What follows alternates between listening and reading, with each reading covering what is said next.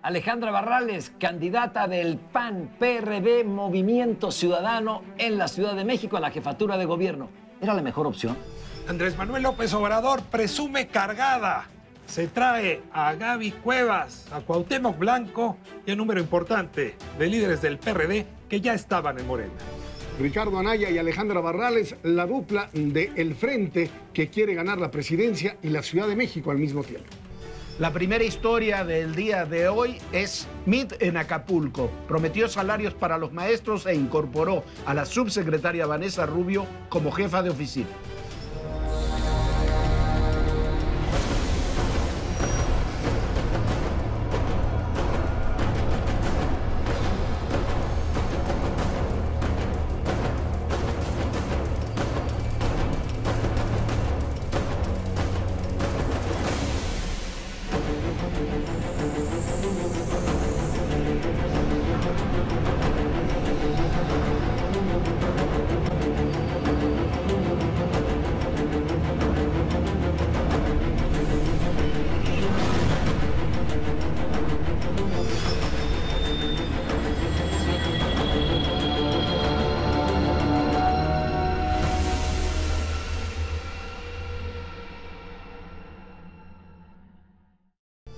Vamos a poder lograr Vanessa Rubio, la más cercana operadora y colaboradora en por lo menos los últimos 7 años de José Antonio Meade, se integró al primer círculo del precandidato. En tanto, Meade ofreció aumento salarial a los maestros, en busca de ganarse el apoyo de uno de los grupos más fuertes del país. Bueno, esto ocurrió este fin de semana en Acapulco. Luego José Antonio Meade presentó un interesante programa de seguridad en Durango, pero el tema de Meade es si se cae, no se cae, si se levanta. ¿Cómo está su campaña? Yo creo que el tema fundamental aquí con José Antonio Meade es el hecho de que comienza a traer gente como la propia Vanessa Rubio en un intento, es cierto, de levantar, pero también de reorganizar internamente al grupo. Un grupo que no siempre funciona como él quisiera y en donde tiene tanto la presión externa como también presión interna por parte de grupos que quieren posicionarse y no siempre lo logran. Y no tenía gente propiamente suya. Vanessa Rubio es alguien de ella. El problema es que necesita, además de técnicos, necesita políticos con sensibilidad política. ¿Para qué? Para que no lo lleven al centro histórico a las 11 de la mañana, pues el corazón de López Obrador, donde le van a chiflar.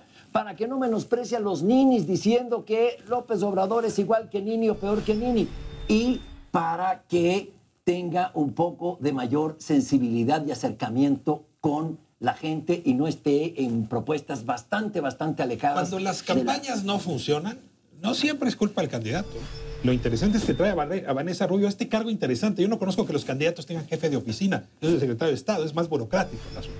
Pero claramente la trae a ver si en una mejor conjunción entre lo que él quiere y su coordinador de campaña logran cambiar el rumbo que lleva. El punto es ese. Yo creo que la coordinación de la campaña, más allá de Aurelio Nuño, ¿no?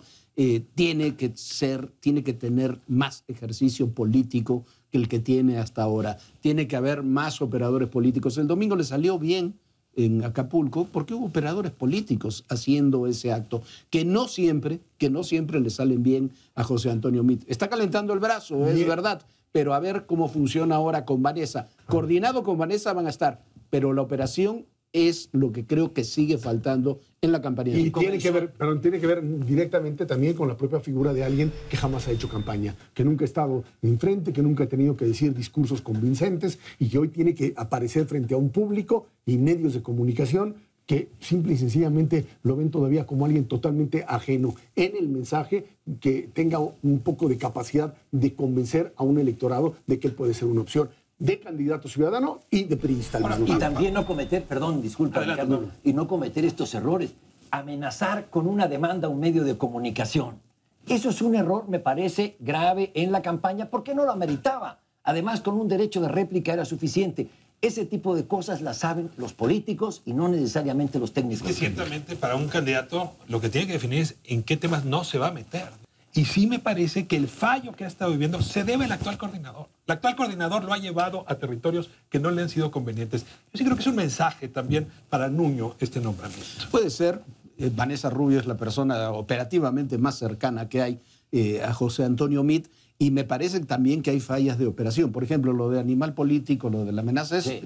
no se puede, es lo que ocurre. Y ocurrió también con la Bastida. Hay 5, 10, 15 personajes que participan en la línea discursiva o en la relación con los medios. Se tiene que centralizar, tiene que haber una línea coherente. Yo no creo que tanto que el discurso de Meade le entre a todas. El problema es que hay que centralizarlo y centralizarlo bien. Me parece que estuvo bien lo de Acapulco, me parece que está bien lo que está planteando en Durango sobre el tema de seguridad, porque es un tema que está candente, pero eso hay que llevarlo, hacerlo trascender a la campaña, a los distintos. ¿Con quién te peleas y con quién no te peleas? En algo que es, hay que recordar, se trata de precampañas en donde supuestamente los mensajes son dirigidos a militantes de partido. Pero eso no lo cree nadie. Eso no lo cree nadie, que sea dirigido a militantes del partido. Pero su problema principal es que hoy tiene a una base priista que todavía no lo ve a él como un candidato.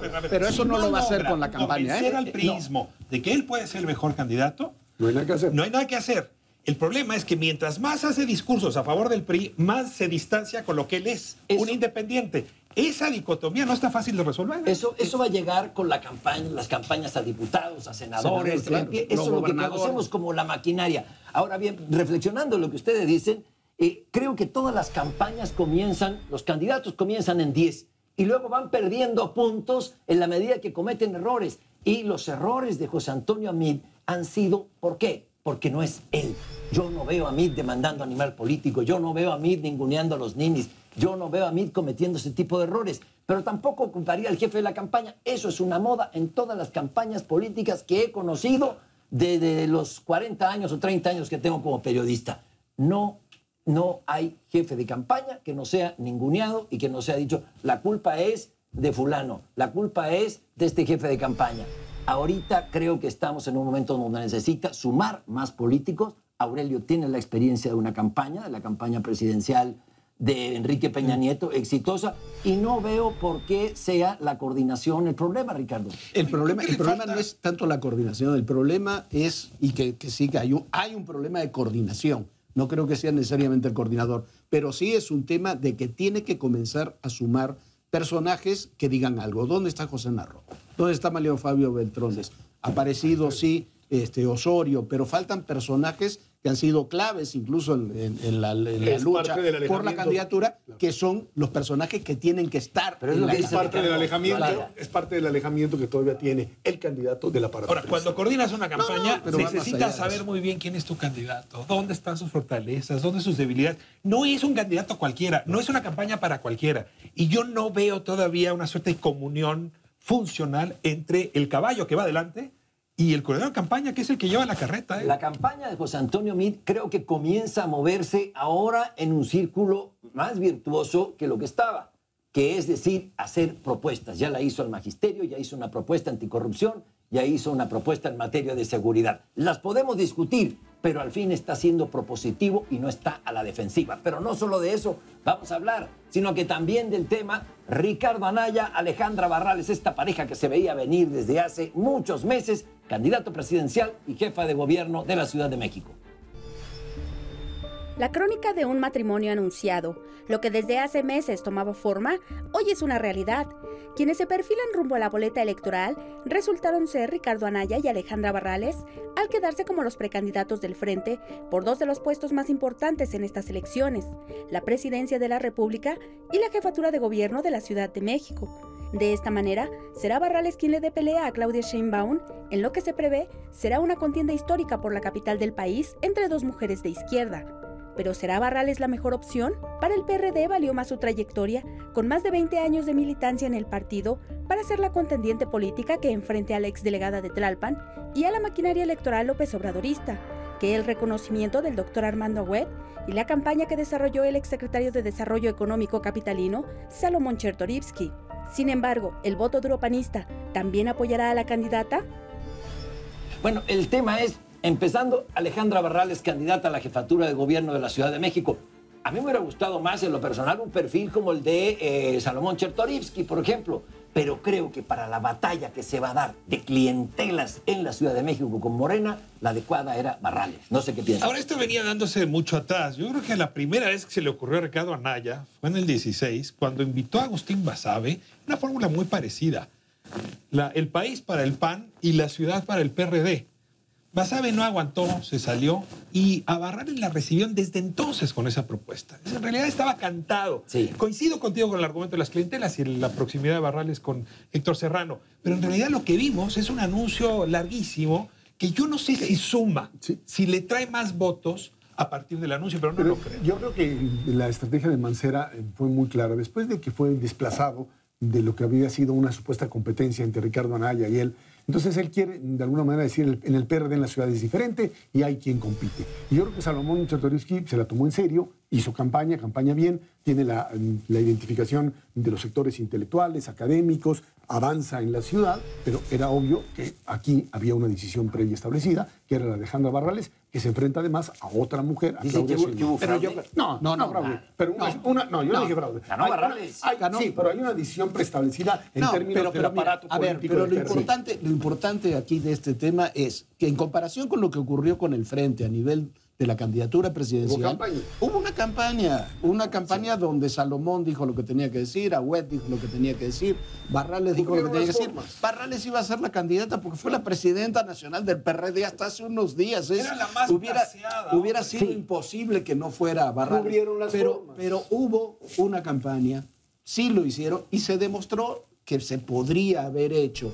A mí me hubiera gustado que Ricardo Anaya y Miguel Ángel Mancera, por ejemplo, hubieran tenido una disputa similar para la candidatura presidencial. También iba a ganar Anaya en esa, sin duda, pero hubiera habido una disputa civilizada, sin conflictos y sin ruptura, como la que tuvimos en la ciudad. Y eso le aporta a Barrales y le aporta al Frente. Que al final hubiéramos visto una foto a nivel del Frente, como la que se vio, donde Chertorivsky y Agüed abrazan a Barrales. En efecto, esa fotografía lo vale todo. Inédito en el Partido de la Revolución Democrática. Me parece una muestra insólita de civilidad en el PRD. Ahora bien, ¿por qué Barrales sí? ¿Por qué esta elección? Tenemos aquí, creo que un mito, que la Ciudad de México es la con mayor conciencia política del país y más educación cívica, quién sabe. Aquí es el voto corporativo, aquí mandan las clientelas, los dinosaurios de barrio, los taxistas piratas, el que tiene el control de los ambulantes, el que tiene el control de los barrios, etcétera. Sí, la Ciudad de México, y para eso, esta batalla que se va a dar en el sótano de la ciudad entre Sheinbaum y Barrales, a mí me parece que ella era la indicada. Conoce la ciudad como nadie. Ahí hay un punto clave, que es el hecho de que el Partido de Acción Nacional va a jugar un papel fundamental en el hecho de que sus delegaciones, las que controla Benito Juárez, Miguel Hidalgo, le pueden dar la diferencia en este choque entre Sheinbaum y la propia Barrales. El problema es que en el voto corporativo el Partido de Acción Nacional no entra en una dinámica tan fácil. Yo no veo tan fácil a estas clases medias de Miguel Hidalgo y de Benito Juárez cruzar un emblema con Alejandra Barrales. Ahí es donde está la parte difícil. El PAN en Benito Juárez y Miguel Hidalgo va a votar si logra polarizarse la elección y si Alejandra logra darle un discurso diferente al de Claudia en la elección. Si Miquel Arriola, por la razón que sea, logra crecer un poquito, puede robarle votos a Alejandra Barrales, no para ganar, creo yo, pero le puede robar votos y indirectamente potenciar a Sheinbaum. Ese va a ser el desafío, pero la batalla Barrales-Sheinbaum me parece una batalla política muy atractiva. Sí. Son dos mujeres muy inteligentes que pueden funcionar muy bien. Ahora, déjenme cerrar con este argumento. Salomón Chertorivsky hubiera sido ese candidato que, viniendo de la izquierda, tenía, por su trayectoria propia, conexión con la derecha. Sí hubiera juntado a esos dos electorados, pero sobre todo, dentro del mancerismo, representaba la facción no clientelar. Y sí hay que reconocer que el mancerismo tiene a Héctor Serrano como el comandante del clientelismo, ese es el que se va a pelear con las huestes morenistas, y del otro lado tiene esta otra expresión que también es de la ciudad, Pablo. También este ciudadano que no tiene vínculos directos con estos taxistas, con la central de abastos, etcétera. Perdió ese mancerismo. Pero no, ¿quién pero sabe? Pero ¿Quién sabe? Van a ganar. No lo van a jalar. Ganan las clientelas. La Ciudad de México es clientelar. La disputa no solo va a ser con Sheinbaum, la disputa va a ser con Martí Batres, la disputa va a ser con Bejarano, con la señora Padierna. Yo me pregunto lo que decía Ezra Chabot, ¿y qué hace el PAN en medio de todo esto? ¿No hay un desdibujamiento ideológico por brutal supuesto, pero el problema que les va a es... pegar? A ver, Y bueno, pero está desdibujado desde hace tiempo. Ahí tienes a figura Xóchitl Gálvez coqueteando hasta con Morena en su momento. Tienes dos delegaciones que van a determinar. Sí, pero una. Y Porque la Benito Juárez, la Miguel Hidalgo ha cambiado. La Miguel Hidalgo ha cambiado. Yo sé que vives en las 10 otras, veces. pero... La Miguel Hidalgo ha cambiado muchas veces, no es solamente panista, tiene una zona. Ahora, sobre lo que tú decías, me parece un tema fundamental. El proceso interno que ha tenido el PRD, porque hay que decirlo, el PRD le permite colocar como diputados o como senadores a Salomón y al doctor Agüet, que pueden jalar desde esas posiciones mucho de ese electorado ciudadano que yo coincido que existe más allá de la pelea corporativa que hay en la ciudad. Semana la pasada de incorporaciones, el intento por mostrar el efecto cargada. Cada candidato lo está intentando. Andrés Manuel López Obrador no se quedó atrás.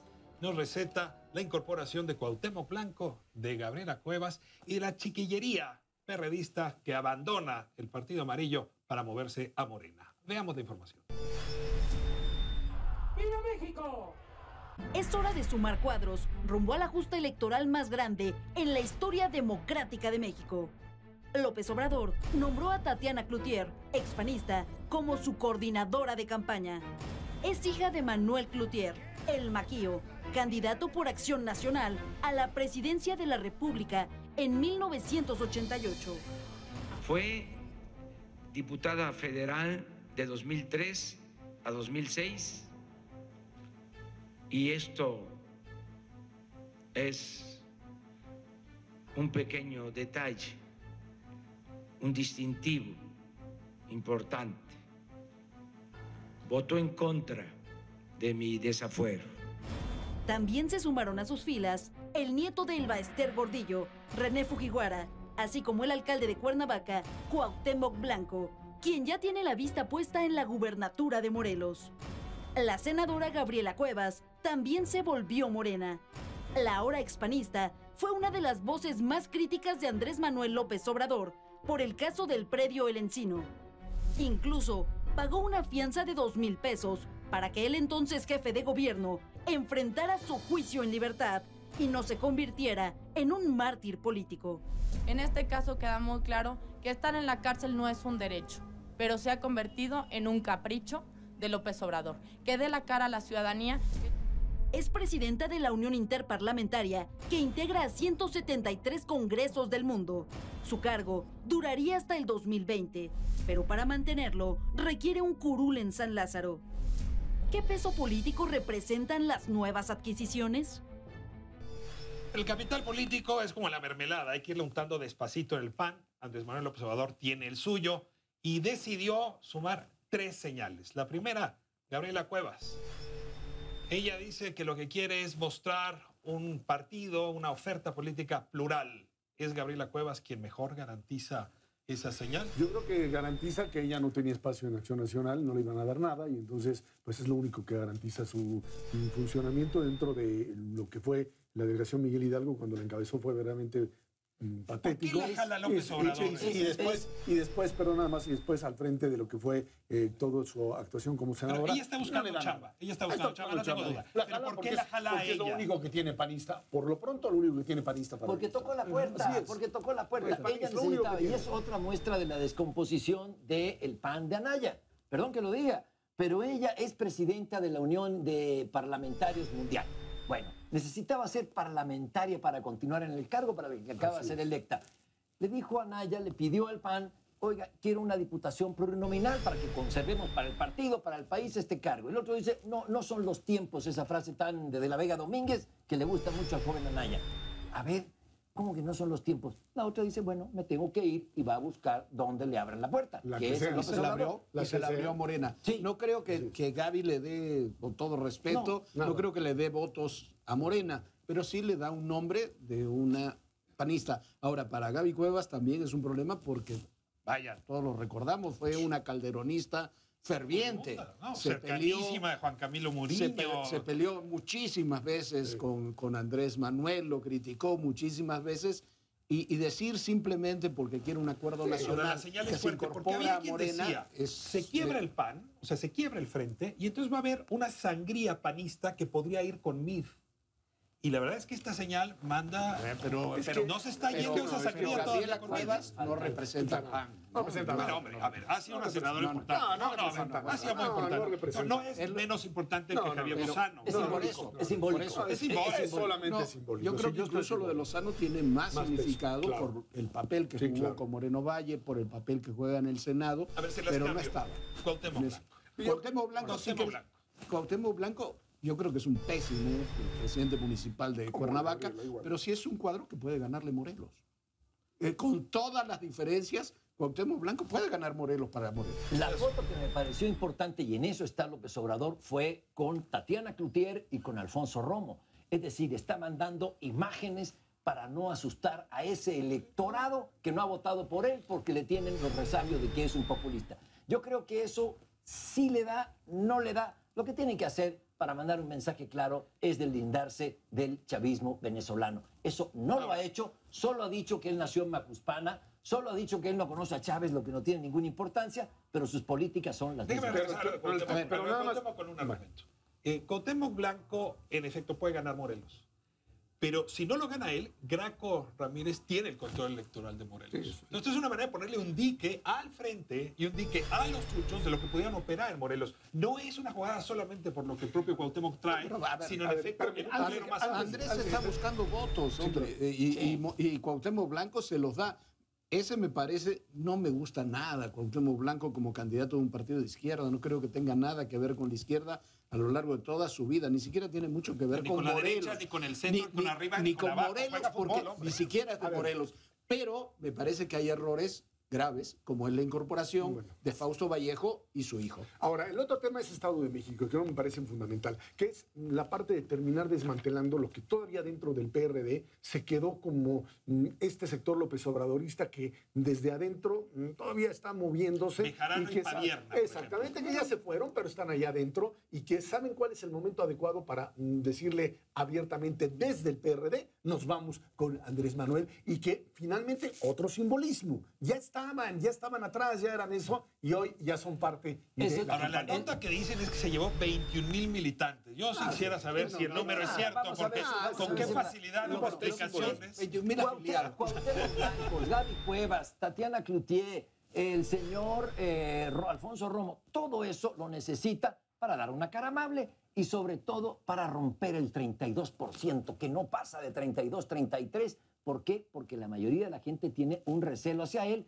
y necesita mandar una foto, un rostro amable. Y es lo que está trabajando. No se está metiendo con el tercer candidato, se está metiendo con el segundo. O sea, se lleva a cuadros que le hacen daño esencialmente a Anaya, sea del lado del PRD o sea del lado del PAN. Bueno, Pablo, Ricardo, Jorge, 18 en la mira, este primer programa en donde estaremos planteando de hoy, ni todos los martes, esta realidad electoral que tendremos en el país. Esperemos que nos acompañe aquí en Azteca 1.